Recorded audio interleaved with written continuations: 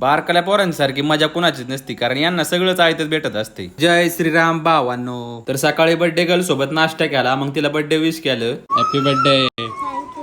आणि बारीक असल्यावर तर लय मजा असती, नुसतं बाबासाहेबात बसायचं, मग खायला प्यायला जागेवर भेटत. तर आता तुम्ही म्हणत असताना आम्ही कुठं चाललोय, तर आम्ही चाललो होतो शिवाजीनगर मधल्या साईबाबा मंदिरामध्ये. मग मंदिरामध्ये जायच्या आधी पहिले पाय धुतले, मग मंदिरामध्ये गेलो, मग साईबाबांचं दर्शन घेतलं आणि दर्शन घेऊन खूपच प्रसन्न वाटलं. आणि या मंदिरात श्रीबाबांच्या पादुकांखाली श्रीबाबांचा एक दात व त्यांनी त्यांच्या हयातीत वापरलेली एक चिलीम ठेवली आहे. आणि मंदिराच्या माहितीसाठी पुढे ते फोटो ठेवले, तेवढे ते बघून घ्या. मग इकडं श्री साईबाबांचा प्रसाद होता, मग प्रसाद घेतला, मग प्रसाद सगळ्यांनी खाल्ला. मग साईबाबांचा आशीर्वाद म्हणून तिथल्या सेवेकरांनी शाला आणि प्रसाद दिला. मग साईबाबांचं दर्शन घेऊन आम्ही गेलो होतो श्री पांचाळेश्वर मंदिरामध्ये. मग मंदिरामध्ये आल्यावर भोलेबाबांना जल अर्पण करून त्यांचं दर्शन घेतलं. आणि भोलेबाबांची ही पिंड बघा कसली भारी दिसते. आणि हे फुल कोणतंय मला तर माहिती नाही, तुम्हाला माहिती असेल तर कमेंट बॉक्स मध्ये सांगा. आणि ही आहे